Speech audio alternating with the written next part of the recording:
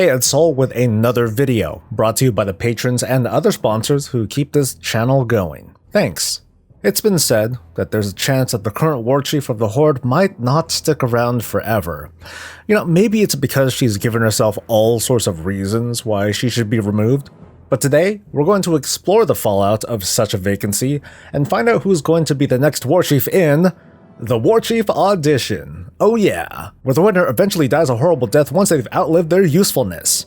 There are a lot of candidates to take the office, so we're going to go down the list while quickly examining the following data points: their background, their resolve and will to even become war chief, their moral compass and their ability to inspire or influence others, and their experience in fighting or military strategy. Going in no particular order, we'll start with the possibility that the current incumbent, Sylvanas Windrunner herself, manages to hold on to the title of War Chief. As a long-lived elf, she was Ranger General of Silvermoon and Queen of the Forsaken, which already gives her extensive military experience and an example that she can organize and unite an entirely new race. She's demonstrated her abilities numerous times in the retaking of the Undercity, a one-on-one encounter with the Lich King himself, and victories in the retaking of Orgrimmar, Stormheim, and elsewhere.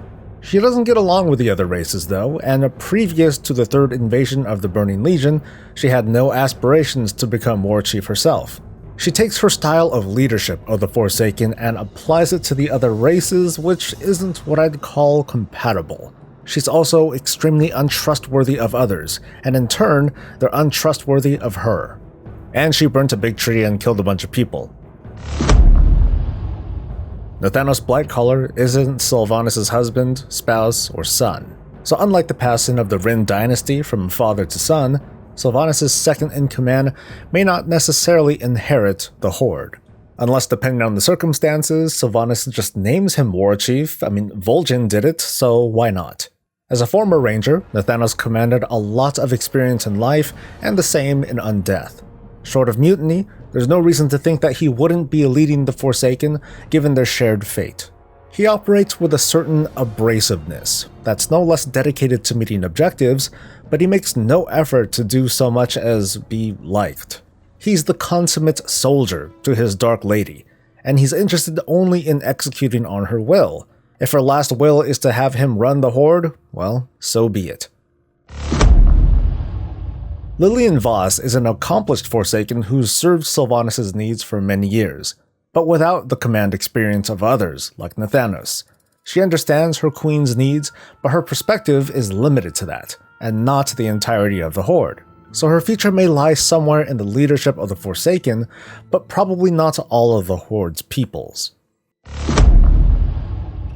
SAURFANG is the High Overlord of the Orcs, which basically means leader. He has a long history of battles that earn him his title, and has led victories in Silithus and Northrend. His reputation as a warrior precedes him, and given the chance, many will rally to his cause. He's never outwardly shown aspirations to become war chief, but he cares deeply for the Horde, and has served it loyally until now. The one thing he seems to value more than the Horde is his honor. He hasn't lent himself to Sylvanas' Horde since the earliest days of the war when he was captured, so it's unclear what his specific intentions are. Eitrigg seems to serve as the Orcs representative in SAURFANG's absence. He's served the Horde since its earliest days, advising war chiefs and Orc leaders alike, but he seems more content with assisting the Horde in an advisory role, and not one to directly enforce its will. Vol'jin was a former war chief of the Horde, and one of its earliest members, along with his Darkspear tribe and the Torn under BLOODHOOF. He too participated in many battles since the Horde's formation, and has survived many encounters including assassination attempts and a revolution.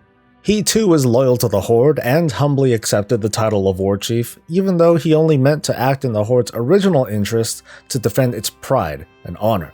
Unfortunately, he is dead, apparently trapped on Azeroth as a spirit and preoccupied with the mysteries surrounding his current circumstance, but he still acts as a willing supporter of the Horde. Instead, Rokan is the representative of the Darkspear clan, while no leader has been officially named. His many exploits since meeting with the orcs earned him a reputation as a talented scout and loyal member of his tribe and the Horde. He has reservations of how Sylvanas has been conducting herself, but doesn't seem to care about elevating his own position, let alone using said position to openly defy the Warchief.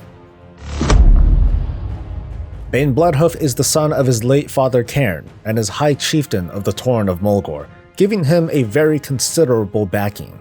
Carrying on the will of his father, BAINE is loyal to the Horde and works to uphold its ideals of honor, even if that means building bridges with long-time adversaries. He still lends his strength to the Horde's interest first, but in more recent days has been troubled by Sylvanas' conduct in the current conflict. Unlike his father though, BAINE has yet to directly challenge his Warchief's authority, instead working behind the scenes to undermine her interests. Whether that means he has an intent to unseat Sylvanas or to take that seat remains to be seen. Jaster Gallywix leads the Bilgewater Cartel, a company of goblins. His goblins have provided significant improvements to the Horde war machine and has been a critical component of the organization's infrastructure since the Cataclysm. It's thanks to his resources that Orgrimmar was fortified, and campaigns in places like Draenor and Drustvar have had successes. Like Sylvanas before she became Warchief, Gallywix seems to prefer to be on the sidelines, assisting or influencing the Warchief as opposed to taking the position himself. Even then, Gallywix isn't seen with much trust, even among his own people. Actually, I take that back. Those around Gallywix do trust that his motivations are based on his interests alone. G. Firepaw leads a faction of the Pandaren, but has neither demonstrated nor spoke of any interest in leading military or political operations. Like his counterpart in the Alliance, G is somewhat of a spiritual advisor to the Horde, working to strengthen his allies through both body and mind. Princess Talanji is the recently crowned head of the Zandalari Empire, which at one point kept one of the most powerful navies on Azeroth.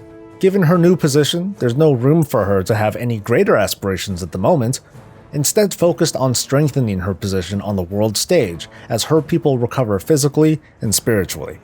Bringing one of the first civilizations into the Horde brings a powerful influence even without being Warchief. She doesn't hesitate to stand at the front lines to lead her people, and so far they love her. But her lack of experience on the greater stage leaves her vulnerable. And she has a death god hovering over her shoulder, so there's a bit of anxiety over her future as well as her people. REXXAR is very cool, and he has a shared interest in the Horde's needs, but he doesn't give a hoot about its politics, other than to ensure its values are held. Lor'themar Theron is the Regent Lord of Quel'Thalas, a self-styled leader with no intention of returning to a monarchy. He's the longest tenured head of state, alongside Sylvanas, and among the longest living if you consider Sylvanas as undead. Also like her, he was involved in many battles and victories across his homeland, and has lent his aid to the Horde in many more. His interests, though, appear to be with Quel'Thalas first, from securing the Sunwell to securing other artifacts of significance. Especially given his land's isolation from the rest of the Horde, he probably has little, if any, interest in making himself a bigger target by becoming Warchief. In fact, most of the Blood Elves' external interests have been spearheaded by Lady Liadrin, the leader of the Blood Knights. MAYLA Highmountain is High Chieftain of the Highmountain Torrent, and until recently, witnessed most of the Horde's might through the demonstrations of its champions and not its standing armies or political nuance. As a young leader of her people, her interest appeared to be with her people first. Her contributions to the recent war have been significant, and she knows that. She's also seen how loyalty in Sylvanas' Horde has been rewarded. That might not have her thinking of how she would handle the war if she was Warchief, but instead if the move to this organization is the best thing for her people. Gaera is the chieftain of the Mag'har, the survivors of Draenor who are united against the Lightforged Draenei. Unlike many, she's new to this world that she's only heard about in stories, but she was probably influenced early on about the heroics of heroes like Vol'jin. She brings with her a fighting force that's loyal to her first, who's known only war, and only understands hatred for the Draenei, no matter their motivations. As a traditional orc, she's pledged absolute loyalty to her Warchief, demonstrating that loyalty is the foundation of her sense of honor. Gaora probably has no aspirations to take the job, but believes a war chief should come from a position of strength and dominance. First Arcanist Thalyssra leads the Nightborn and rules one of the largest city-states on Azeroth. With that comes considerable resources and, like Zandalar, a harbor for trade.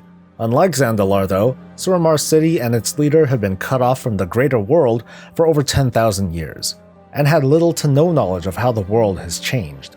She commands a large fighting force that is more accustomed to local security than the battlefield, making her at least more accustomed to local administration and not the war table. Thalyssra has been playing catch-up, finding a kindred spirit with the Blood Elves while reigniting tensions with the Kaldorei. Her long life and isolation probably made her more cautious. She trusts the Horde well enough to join it, but doesn't know them well enough to lead it, if she's even interested. It's likely that she'll follow the Blood Elves in whatever direction they happen to go. Thrall is a former and first Warchief of the Horde, who's observed countless threats and internal struggles in the Horde. He also holds the dubious title of being the only member of the club to leave the position alive. Not just retired, he declined the position when offered after the events of removing Garrosh Hellscream as Warchief. While respected by fellow leaders and members of the Earthen Ring, he leaves the public opinion of him up in the air. After all, he left the Horde for what he believed was a greater calling, and now that calling appears to be raising a family away from the war. Despite Sylvanas' actions in this recent war, he has yet to be heard from. Garona Half-Orcan is an example of a Horde enforcer who works behind the scenes and not really out in the open. This is a close parallel to Sylvanas herself, who preferred to work in the shadows and not outwardly as Warchief. Garona may not be fit to lead, but she understands the urgency to act in the Horde's interests when the time is right. She'll likely throw her support behind whomever is next in line, at least once she's sure that they're worthy of her services. Zakan is a troll shaman who's had no experience in battle prior to the Battle of Lordaeron. He's a leader of no one, without followers or renown, instead following SAURFANG and enacting his will. But for everything that he isn't, let alone a solid candidate to become Warchief, he's a window into the next generation of who could be great leaders, including those recently added to the Horde organization. He may be an inexperienced shaman, but he may have met Thrall. He might not have the strength of SAURFANG, but he does carry his ideals. He may not have inspired others, but he's fought alongside one of the most influential people to walk Azeroth, and that could lead to a bright future.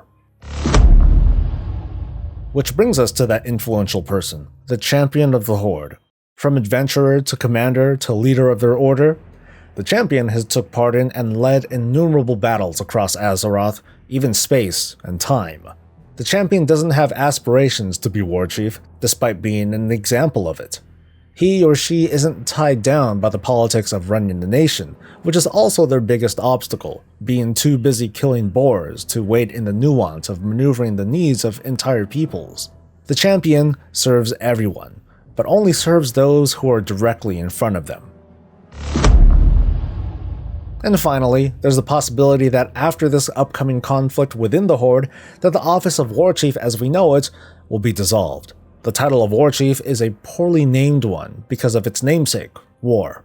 Like SAURFANG during the War of the Shifting Sands, a military leader like the Warchief serves the need for a supreme commander of an allied force against the common enemy. But when that enemy is vanquished, should that same leader serve the needs of a coalition of races? Is it possible that the Horde can run itself as a council and appoint a leader to the temporary position of Warchief during wartime? This is your not-so-complete snapshot of the Warchief audition. Share your thoughts, cast a vote, or just leave your own suggestion, like throwing the entire Horde into space. Thanks for watching, and don't forget to like the video and support the channel. I'll see you next time. Until then, stay safe, stay happy, and stay breezy.